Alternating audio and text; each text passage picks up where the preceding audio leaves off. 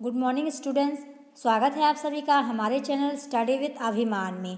तो आज मैं आपके लिए यूपी बोर्ड एग्ज़ाम 2021 के लिए क्लास 10th के लिए ज्योग्राफी की क्लास लेकर आई हूँ।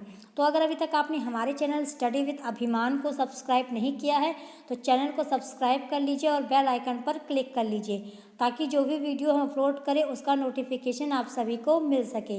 तो चलिए फिर आज की इस वीडियो को स्टार्ट करते हैं। तो आज की इस वीडियो में हम पढ़ने वाले हैं जो आपका लेसन है ज्योग्राफी का संसाधन एवं विकास यानी रिसोर्स एंड डेवलपमेंट, इसका पार्ट 5 आज इस वीडियो में हम पढ़ेंगे। इससे पहले मैंने आपको इस लेसन के 4 पार्ट्स ऑलरेडी पढ़ा दिए हैं जिसमें मैंने आपको इस लेसन के कुछ इंपॉर्टेंट टॉपिक के बारे में बताया है। इसके साथ ही आपका जो ये लेसन है इसके जितने भी आपके मल्टीपल टाइप क्वेश्चन थे और वेरी शॉर्ट क्वेश्चन थे सारे मैंने आपको यहाँ पर करा दिए हैं। तो आज की इस वीडियो में हम देखेंगे जो आपका ये लेसन है इसके जो भी आपके शॉर्ट टाइप क्वेश्चन है यानी जो लघु उत्तरीय प्रश्न है वो यहाँ पर हम देखेंगे। तो अगर अभी तक आपने इससे पहले के पार्ट नहीं देखे हैं तो आप चैनल पर जाकर उस पार्ट को देख सकते हैं। तो चलिए फिर आज के इस वीडियो को स्टार्ट करते हैं। तो आप यहाँ पर देख पा रहे हैं आपका यहाँ पर लिखा हुआ है लघु उत्तरीय प्रश्न। तो आज के इस वीडियो में हम इस लेसन के जो भी आपके इंपॉर्टेंट आपके वेरी शॉर्ट क्वेश्चन हैं वो यहाँ पर हम देखेंगे। तो आपसे यहाँ पर फर्स्ट क्वेश्चन क्या पूछा गया है। फर्स्ट क्वेश्चन आपका यहाँ पर पूछा गया है कि संसाधनों का वर्गीकरण करने के कौन कौन से आधार प्रचलित हैं, सभी आधारों को बताइए। तो आपसे यहाँ पे क्या पूछा गया है जो आपके संसाधन हैं उनको वर्गीकृत करने के क्या आधार हैं, क्या बेस हैं, वो आपको यहाँ पर बताना है। तो जब मैंने आपको ये लेसन स्टार्ट किया था, जब आपको पढ़ाया था तो सबसे पहले आपका यही टॉपिक था कि जो आपका संसाधन है उनको किस बेसिस पर उनको डिवाइड किया गया है, किस बेसिस पर उनको क्लासीफाई किया गया है। तो ये मैंने आपको पहले ही बताया था। तो आपका इसका आंसर क्या हो जाएगा। आपका यहाँ पर इसका आंसर लिखा हुआ कि संसाधनों को विभिन्न आधारों पर वर्गीकृत किया जाता है जिनका विवरण निम्नलिखित है। तो ये आपका यहाँ पर हो गया। तो आपका फर्स्ट आपका क्या दिया गया है, फर्स्ट आपका यहाँ पर दिया गया उत्पत्ति के आधार पर। तो ये सारे जितने भी आपके यहाँ पे दिए हैं सारे मैंने आपको जब आपका टॉपिक स्टार्ट किया था और लेसन आपका ये तो वो मैंने वहाँ पर आपको बताया था। तो फर्स्ट आपका यहाँ पर क्या हो जाएगा, उत्पत्ति के आधार पर आपका जो आपका संसाधन है वो बेस है। तो उत्पत्ति के आधार पर आपका जो संसाधन बेस है उसमें आपके कौन कौन से आ जाते हैं, उसमें आपके जैव आ जाते हैं और अजैव संसाधन आ जाते हैं। कौन कौन से आपके आ जाते हैं, जैव संसाधन और अजैव संसाधन, ये आपके आ जाते हैं किसके बेसिस पर, ये आपका हो जाता है उत्पत्ति के बेसिस पर। तो जो आपके जैव संसाधन होते हैं उसमें कौन कौन सा आपका आ जाता है, इसमें आपके जो जैव संसाधन है इसमें आपका वन आ जाता है, पशु मनुष्य, ये सारे आपका जैव संसाधन में शामिल होते हैं। इसके बाद जो आपका अजैव लिखा हुआ है तो इसमें आपके कौन कौन से संसाधन आ जाते हैं इसमें, तो इसमें आपका भूमि आ जाता है, जल आ जाती है, मृदा, ये सारे आपके किस में आ जाते हैं, ये सारे आपके आ जाते हैं अजैव संसाधन में। तो ये आपको यहाँ पे ध्यान रखना है। फिर इसके बाद आपका लिखा हुआ है क्या, नेक्स्ट आपका यहाँ पर लिखा हुआ है समाप्यता के आधार पर, यानी जो आपका समाप्ति है उसके आधार पर आपका यहाँ पर पूछा गया। तो इसमें आपका क्या हो जाएगा, इसमें आपका आता है दो, नवीकरणीय और अनवीकरणीय संसाधन। तो ये भी मैंने आपको बताया हुआ है जो आपका नवीकरणीय संसाधन क्या होता है और अनवीकरणीय संसाधन आपके क्या होते हैं, ये सारे मैंने आपको यहाँ पर बताए हुए हैं। तो आपका जो लिखा हुआ है नवीकरणीय, तो इसमें आपका क्या होता है कि वे संसाधन होते हैं जिन्हें भौतिक, रासायनिक या यांत्रिक प्रक्रियाओं द्वारा नवीकृत किया जाता है या पुनः उत्पन्न किया जा सकता है। तो आपके कौन से संसाधन कहलाते हैं, वे आपके कहलाते हैं नवीकरणीय संसाधन। इसमें आपका क्या होता है कि जो भी संसाधन है जिनको भौतिक, रासायनिक और यांत्रिक प्रक्रियाओं द्वारा उनको नया किया जाए या फिर से उनको उत्पन्न किया जाए, वे आपके कौन से संसाधन हो जाएंगे, वे आपके हो जाएंगे नवीकरणीय संसाधन आपके हो जाते हैं। तो इसको आपको यहाँ पे ध्यान रखना, आपसे डेफिनेशन भी पूछी जा सकती है। फिर इसके बाद आपका यहाँ पर लिखा हुआ है स्वामित्व के आधार पर। तो आपका यहाँ पर क्या हो लिखा हुआ है, स्वामित्व के आधार पर आपके कौन कौन से संसाधन आ जाते हैं। तो इसमें आपका व्यक्तिगत संसाधन आ जाता है, सामुदायिक आ जाता है, राष्ट्रीय और अंतर्राष्ट्रीय संसाधन आ जाते हैं। तो ये सारे मैंने आपको जब आपका टॉपिक पढ़ाया हुआ था तो वहाँ पे बताया था कि आपका व्यक्तिगत संसाधन क्या होता है, सामुदायिक यानी जो आपका ग्रुप बेसिस पर आपके जो भी रिसोर्स होते हैं वो होते हैं, फिर आपका नेशनल लेवल पर होता है और आपका इंटरनेशनल लेवल पर भी आपके रिसोर्सेज अवेलेबल हैं। तो ये आपका यहाँ पर हो जाता है आपका स्वामित्व के आधार पर। फिर इसके बाद आपका लास्ट में लिखा हुआ है क्या, लास्ट में आपका लिखा हुआ है विकास के स्तर के आधार पर। तो ये भी आपका यहाँ पर संसाधन का एक आधार है। तो इसमें आपका लिखा हुआ है विकास के स्तर के आधार पर, तो इसमें आपका संभावी आ जाता है, विकसित आ जाता है, भंडार और संचित कोष, ये सारे आपके आ जाते हैं किसके बेसिस पर, आपका डेवलपमेंट के बेसिस पर आ जाते हैं। तो यहाँ पर आपसे क्वेश्चन में यही पूछा गया था कि आपको यहाँ पर संसाधनों का वर्गीकरण हम किस किस बेस पर कर सकते हैं, सभी आधारों के बारे में आपको यहाँ पर बताना था। तो इतने आपके यहाँ पर आधार हैं जो कि आपका जिसके अकॉर्डिंग हम संसाधन को डिवाइड कर सकते हैं, उनको वर्गीकृत कर सकते हैं। तो ये आपका हो गया फर्स्ट क्वेश्चन का आंसर। अब चलिए देखते हैं आपका नेक्स्ट सेकंड क्वेश्चन क्या पूछा गया है। सेकंड आपका यहाँ पर पूछा गया है कि नवीकरणीय संसाधन क्या हैं, इन्हें कितने भागों में विभाजित किया जाता है। क्या पूछा गया आपसे यहाँ पे पूछा गया है कि जो आपका नवीकरणीय संसाधन है वो क्या है और इनको कितने भागों में विभाजित किया जा सकता है। तो ये आपका यहाँ पर, तो सबसे पहले आपको नवीकरणीय जो आपके संसाधन है उसकी डेफिनेशन आपको यहाँ पे बतानी है। तो आपका क्या लिखा हुआ है, नवीकरणीय संसाधन वे संसाधन जिन्हें भौतिक, रासायनिक या यांत्रिक प्रक्रियाओं द्वारा नवीकृत या पुनः उत्पन्न किया जाता है, उन्हें हम क्या कहते हैं, उन्हें आपका कहा जाता है नवीकरणीय संसाधन। यानी वे संसाधन जिनको भौतिक, रासायनिक या यांत्रिक प्रक्रियाओं द्वारा नवीकृत यानी नया किया जाए या पुनः उत्पन्न किया जाए, वो आपके क्या होते हैं, आपके नवीकरणीय संसाधन होते हैं। तो ये आपका लिखा हुआ है कि उन्हें नवीकरणीय योग्य या पुनः पूर्ति योग्य संसाधन कहा जाता है। तो इसको भी आपको यहाँ पे ध्यान रखना है। जैसे इसमें आपका कौन कौन सा आ जाता है, आपका इसमें एग्जाम्पल के तौर पर आ जाता है सौर ऊर्जा, पवन ऊर्जा, जल, वन व वन्यजीव, ये सारे आपके आ जाते हैं किसमें, नवीकरणीय संसाधन के अंतर्गत आ जाते हैं। फिर आपका लिखा हुआ है कि इनको दो भागों में विभाजित किया जाता है। तो देखिए आपसे क्वेश्चन में पूछा भी गया था कि आपका नवीकरणीय संसाधन क्या है और इनको कितने पार्ट में डिवाइड किया जाता है, कितने भागों में विभाजित किया जाता है, ये क्वेश्चन आपसे यहाँ पे पूछा गया है। तो आपको यहाँ पे इसका आंसर करना होगा कि इसको दो भागों में विभाजित किया जाता है। जो आपका नवीकरणीय संसाधन, इसको कितने पार्ट में डिवाइड किया गया है, 2 पार्ट्स में आपका यहाँ पर इसको डिवाइड किया गया है। तो फर्स्ट आपका यहाँ पर लिखा हुआ है क्या, सतत संसाधन। क्या लिखा हुआ है, सतत संसाधन। तो आपका सतत संसाधन क्या होता है इसके बारे में हम जान लेते हैं। इसमें आपका लिखा हुआ है कि इन संसाधनों को एक ही समय पर प्रयोग और पुनः प्राप्त किया जा सकता है, या ये एक स्थान पर नहीं रहते हैं बल्कि भौतिक परिवेश में प्राकृतिक रूप से भ्रमण करते रहते हैं, जैसे बहता हुआ जल, सौर विकिरण, हवा आदि। तो जो आपके सतत संसाधन हैं वो क्या होते हैं, तो ये संसाधन क्या होते हैं, एक ही समय पर इनका प्रयोग जो है वो किया जाता है और पुनः इनको प्राप्त किया जा सकता है। तो जो आपके सतत संसाधन होते हैं इसमें क्या होता है कि आपका जो ये संसाधन है, आपको जो ये संसाधन है आपके, इनको एक ही समय पर प्रयोग करें और पुनः इनको प्राप्त किया जा सकता है। ये इनका जो स्थान है वो एक स्थान पर ये नहीं रहते हैं, जैसे इनका जो भौतिक परिवेश है वो प्राकृतिक रूप से भ्रमण करते रहते थे। यानी जो इनका भौतिक, जो इनका फिजिकल जो इनका परिवेश है उसमें ये प्राकृतिक रूप से भ्रमण करते रहते हैं, घूमते रहते हैं। जैसे आपका बहता हुआ जल, तो बहता हुआ जल आपका देखिए एक जगह पर नहीं टिकता, ये हमेशा बहता रहता है। और जो आपकी सौर विकिरण होती है यानी जो सूरज की किरण होती है वो भी आपका पूरे पृथ्वी पर फैलती है, एक ही जगह पर तो नहीं रहती ना, पूरे पृथ्वी पर फैलती है। और हवा भी आपकी जो है वो एक जगह नहीं टिकती है, वो निरंतर जो है वो बहती रहती है। तो ये आपके कौन से संसाधन हो जाते हैं, ये आपके हो जाते हैं सतत संसाधन, जो कि आपका नवीकरणीय संसाधन के अंतर्गत आते हैं। अब अगला देखते हैं आपका, क्योंकि आपका जो नवीकरणीय संसाधन को 2 पार्ट में डिवाइड किया गया, तो आपका सेकंड पार्ट क्या है, सेकंड आपका यहाँ पर लिखा हुआ है जैविकीय संसाधन। क्या लिखा हुआ है आपका यहाँ पर, जैविकीय संसाधन। तो इसमें आपका क्या होता है, इसमें आपका लिखा हुआ है कि ये संसाधन जैविक प्रक्रिया द्वारा बनते हैं, इनको 2 भागों में वर्गीकृत किया जाता है। तो जो आपके जैविकीय संसाधन है ये आपका क्या होता है, जैविक, जो आपकी जैविक प्रोसेस होती है उसके द्वारा ये बनते हैं। और इनको भी कितने पार्ट में डिवाइड किया गया है, इनको भी आपका जो है वो 2 पार्ट में डिवाइड किया गया है। आपका लिखा हुआ है क्या, प्राकृतिक वनस्पति यानी वन्य आवरण एवं जो आपका वन आवरण होता है, और वनस्पति ये आपका आ जाता है प्राकृतिक वनस्पति के अंतर्गत। और दूसरा आपका यहाँ पर लिखा हुआ है वन्य जीव, यानी जो जीव होते हैं वे आपके यहाँ पर आ जाते हैं। तो जो आपके जैविकीय संसाधन होते हैं, ये आपका जो जैविकीय संसाधन होते हैं कहाँ से मिलते हैं, जो आपकी जैविक प्रोसेस होती है, जैविक प्रक्रिया होती है, उसी से ये जो है आपके जैविकीय संसाधन आपके प्राप्त होते हैं।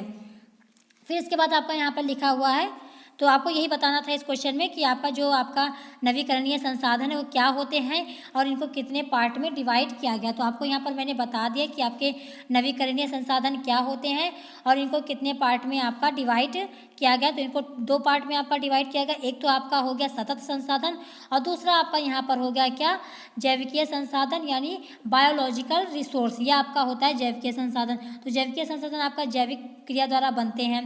तो इसमें आपका आ जाता है प्राकृतिक वनस्पति और आपका वन्य जीव। तो ये आपको यहाँ पर ध्यान रखना है। अब चलिए देखते हैं आपसे थर्ड क्वेश्चन क्या पूछा गया है।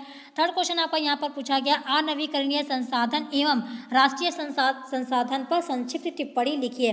अब आपको यहाँ पर जो आपका अनवीकरणीय संसाधन क्या होते हैं उसके बारे में आपको यहाँ पर बताना है और आपको इसमें बताना है कि राष्ट्रीय संसाधन जो है उस पर भी आपको यहाँ पर बताना है। तो दोनों के बारे में आपको यहाँ पर बताना है।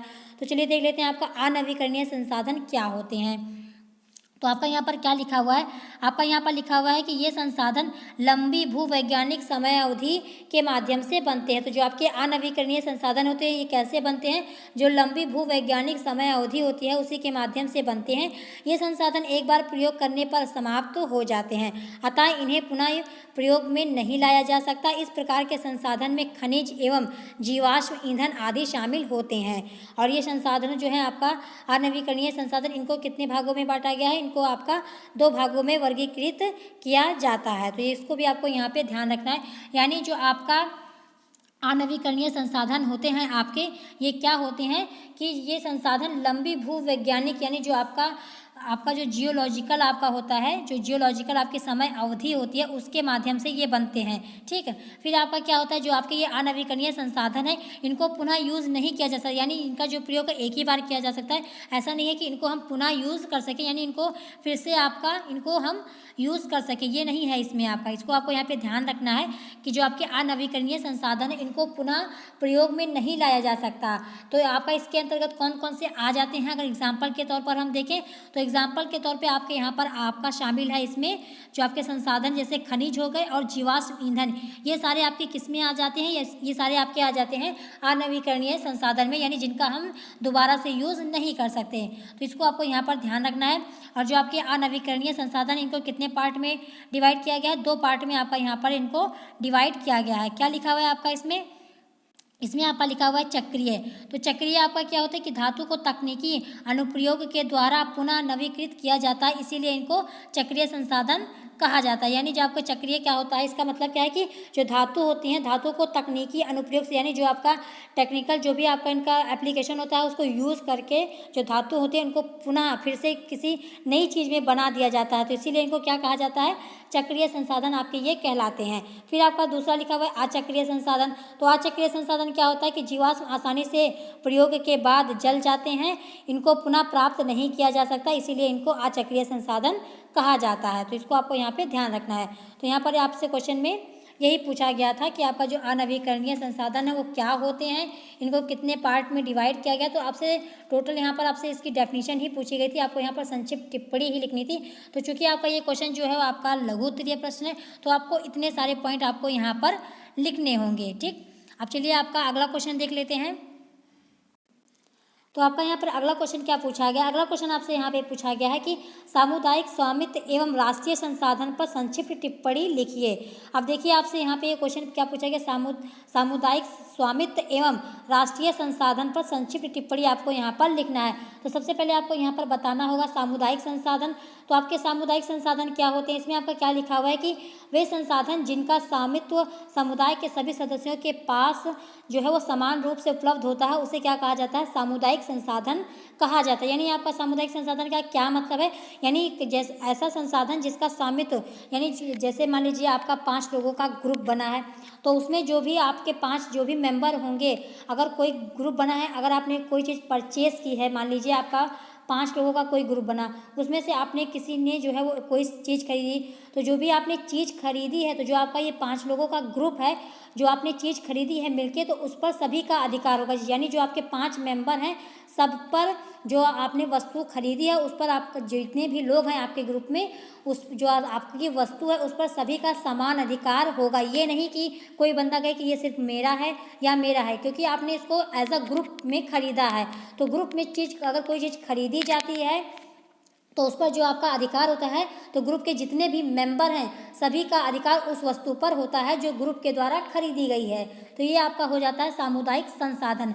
तो यही आपको यहाँ पर बताया गया कि वे संसाधन जिनका स्वामित्व समुदाय के सभी सदस्यों के पास समान रूप से उपलब्ध होता है, वो आपके क्या कहलाते हैं, सामुदायिक संसाधन कहलाते हैं। तो इसको मैंने आपको एग्जाम्पल के तौर पर भी समझा दिया। तो जैसे आपका क्या होगा, गाँव की चारण भूमि, तालाब, शमशान भूमि तथा शहरों में सार्वजनिक पार्क, पिकनिक स्पॉट, खेल का मैदान आदि।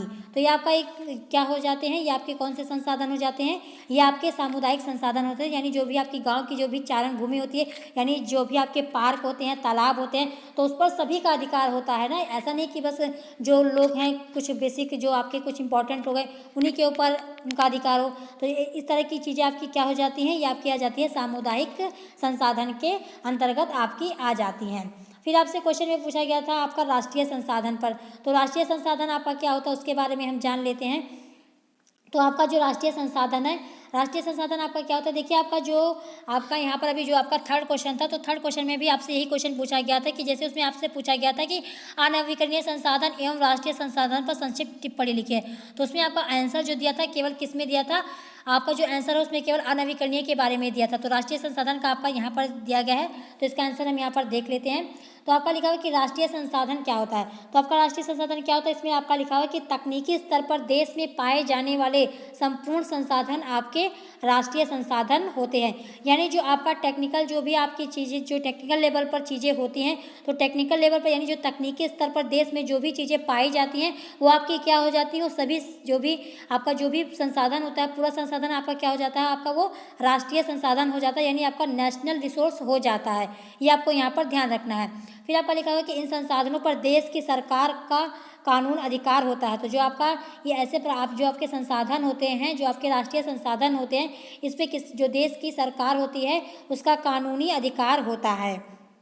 जो आपके राष्ट्रीय संसाधन होते हैं यानी जो आपके नेशनल रिसोर्स होते हैं उस पर किसका अधिकार होता है, जो हमारी गवर्नमेंट होती है, तो जो गवर्नमेंट होती है उसका जो है उस पर कानूनी अधिकार होता है। जैसे आपका इसमें एग्जांपल के तौर पर देखिए, खनिज संसाधन आपके आ गए, वन आ गया, वन्य जीव आ गए, जल तथा राजनीतिक सीमा के अंदर संपूर्ण भूमि राष्ट्रीय संप्रदा के अंतर्गत आती है। यानी जो भी आपकी राजनीतिक जो भी सीमा है, यानी जो भी आपकी हमारी बॉर्डर है, तो जो भी जितनी भी हमारी सीमा आती है उस पर किसका अधिकार होता है, उस पर हमारी जो सरकार होती है उसी का अधिकार होता है। इसीलिए इसको क्या कहा जाता है, इसीलिए इसको कहा जाता है राष्ट्रीय संसाधन, यानी आपका नेशनल रिसोर्स आपका होता है। तो ये आपसे यहाँ पे पूछा गया था राष्ट्रीय संसाधन के बारे में, तो यहाँ पर ये आपका आंसर हो जाता है। अब चलिए अगला क्वेश्चन देख लेते हैं। अगला क्वेश्चन आपसे क्या पूछा गया, अगला आपसे यहाँ पे पूछा गया है कि संसाधन नियोजन क्या है, संसाधन नियोजन क्यों आवश्यक है, 3 कारण स्पष्ट कीजिए। तो आपसे क्वेश्चन यहाँ पे पूछा गया, आपको यहाँ पर संसाधन नियोजन के बारे में आपको यहाँ पर बताना है और ये क्यों ज़रूरी है, इसका 3 कारण आपको यहाँ पर बताना है। तो चलिए सबसे पहले हम देख लेते हैं आपका संसाधन नियोजन होता क्या है। आपका यहाँ पर क्या लिखा हुआ है, आपका लिखा हुआ है कि संसाधन नियोजन से आशय यह है कि उपलब्ध संसाधनों की पहचान और मात्रा के साथ साथ उनके उचित विकास से है। यानी जो भी आपके संसाधन अभी अवेलेबल हैं, जो भी उपलब्ध है, उन संसाधनों की पहचान करना और उनकी मात्रा को जो है, जो भी उनकी मात्रा है, मात्रा के साथ साथ उनके उचित विकास से है। यानी जो भी संसाधन हमारे पास अवेलेबल है उनकी पहचान करना, उनकी मात्रा के, उनकी जो भी बची हुई जो भी सामान है उसकी मात्रा के बारे में जाना, ताकि हम उनका उचित विकास कर सके, यानी आगे के लिए भी हम उनको बचा सके, आगे के लिए भी हम उनको यूज़ कर सके। तो ये आपका क्या हो जाता है, ये आपका हो जाता है संसाधन नियोजन, यानी संसाधनों का नियोजन करना, उनको किस तरीके से हमें यूज़ करना है और हमारे पास जो भी हमारे संसाधन है उनकी पहचान करना, सबको अलग अलग डिवाइड करना, और जो भी हमारे संसाधन है कितनी मात्रा में अवेलेबल हैं, क्या हैं, ताकि इनसे हम जो भी हमारे संसाधन उनका हम विकास कर सकें आगे फ्यूचर के लिए। ठीक है, ये आपको यहाँ पर बताया गया। फिर आपका यहाँ पर लिखा कि संसाधन विकास योजना राष्ट्रीय विकास लक्ष्यों के अनुरूप होने चाहिए। यानी जो भी संसाधन विकास योजना है वो किसके अनुरूप होनी चाहिए, जो हमारी राष्ट्रीय यानी जो नेशनल डेवलपमेंट है उसके अनुरूप आपकी होनी चाहिए। यानी आपका राष्ट्रीय विकास, जो भी राष्ट्रीय विकास है उसके लक्ष्यों के अनुरूप होनी चाहिए। भारत में संसाधन जो है वो विशाल मात्रा में उपलब्ध है, लेकिन उनका विकास अपर्याप्त है या उन्हें असमान रूप से वितरित किया जाता है। यानी जो हमारा देश है भारत है, उसमें संसाधन तो विशाल मात्रा में अवेलेबल है, लेकिन उनका जो विकास है वो नहीं हो पाया है, तो उनके विकास में कमी है। तो उनके विकास में जो हमारे संसाधन तो उपलब्ध है हमारे पास विशाल मात्रा में, लेकिन जो उनका विकास है वो ढंग से नहीं हो पाया है, यानी वो अपर्याप्त है, उनका यूज़ ढंग से नहीं हो पा रहा है। तो आपके ये क्या हो जाते हैं, तो इन्हीं संसाधनों की पहचान करने, इन्हीं संसाधनों की हम पहचान करते हैं, उनके उचित विकास के लिए उनकी पहचान करते हैं, उनकी मात्रा के बारे में जानते हैं। तो ये आपका क्या हो जाता है, ये आपका संसाधन नियोजन के अंतर्गत आपकी ये सारी चीज़ें आ जाती हैं। फिर इसके बाद आपका यहाँ पर लिखा हुआ है कि संसाधनों के नियोजन की आवश्यकता निम्नलिखित कारणों से आवश्यक है। यानी आपसे क्वेश्चन में पूछा गया था कि संसाधन का जो नियोजन है वो क्यों आवश्यक है, तो आपसे यहाँ पे कारण पूछा गया था। तो क्या लिखा हुआ है आपका यहाँ पर लिखा हुआ है कि संसाधन जो आपके संसाधनों के नियोजन की आवश्यकता निम्नलिखित कारणों से आवश्यक है। ये आपको यहाँ पर कारण बताए गए हैं कि जो आपके संसाधन का जो नियोजन है वो करना क्यों आवश्यक है। तो आपका लिखा क्या हुआ है कि संसाधनों की बर्बादी पर रोक लगती है। तो जो भी आपके संसाधन, अगर संसाधन हमारे पास अवेलेबल है, उनका ठीक तरीके से नियोजन होगा, ठीक तरीके से हमें सारे संसाधन के बारे में जानकारी होगी कि हाँ कौन सा संसाधन हमारे पास अवेलेबल है, उसकी क्या मात्रा है। तो ये सारी चीज़ें अगर पता रहेंगी तो जो भी हमारे संसाधन है उनकी बर्बादी नहीं होगी, उन पर रोक लगेगी। फिर आपका यहाँ पर लिखा कि पर्यावरण प्रदूषण मुक्त हो जाता है। तो जो भी हमारा पर्यावरण है वो भी प्रदूषण से मुक्त हो जाएगा। यानी अगर हमें पहले से पता रहेंगे कि हाँ हमारे संसाधन कौन है, हमें उनको किस तरीके से यूज़ करना है, अगर उनका यूज़ करने का सही तरीका होगा तो जो हमारा पर्यावरण है वो भी प्रदूषित होने से बचेगा। ये आपका हो जाता है। फिर इसके बाद आपका यहाँ पर लिखा हुआ है कि वर्तमान यानी समकालीन समय में सभी को संसाधन प्राप्त होते हैं। यानी जो भी हमारा समय है प्रेजेंट टाइम पर सभी को जो भी संसाधन है वो सारे मिलते हैं। फिर इसके बाद आपका लिखा हुआ कि इसको भावी पीढ़ी की आवश्यकता पूर्ति के लिए बनाए रखा जाता है। यानी जो भी हमारे संसाधन अभी अवेलेबल है तो हमें उनको फ्यूचर आने वाली पीढ़ी, आने वाली जनरेशन के लिए भी उनको, उनकी पूर्ति के लिए भी उसको बनाकर रखना है। तो ये सारे आपके यहाँ पर हो जाते हैं संसाधन के जो भी नियोजन है, जो भी संसाधनों का नियोजन करना क्यों आवश्यक है। तो इतने सारे कारण आपके हैं संसाधनों को नियोजित करने के। तो यहाँ पर ये आपका क्वेश्चन जो है कंप्लीट हो जाता है। तो आज की इस वीडियो में मैंने आपको इस लेसन के आपके इंपॉर्टेंट 5 जो आपके शॉर्ट क्वेश्चन है वो मैंने यहाँ पर करा दिए हैं। तो इसके आगे भी आपके बहुत सारे क्वेश्चन हैं शॉर्ट, तो मैं आपको नेक्स्ट वीडियो में कराऊंगी। तो अगर आज की इस वीडियो में आपको कोई चीज़ ना समझ में आई हो या आपका कोई डाउट हो तो आप कमेंट सेक्शन में पूछ सकते हैं। और अगर आज की वीडियो आप सबको पसंद आई हो तो वीडियो को लाइक करना, शेयर करना और हमारे चैनल स्टडी विद अभिमान को सब्सक्राइब करना मत भूलिएगा। तो आज की वीडियो में इतना ही। Thanks for watching.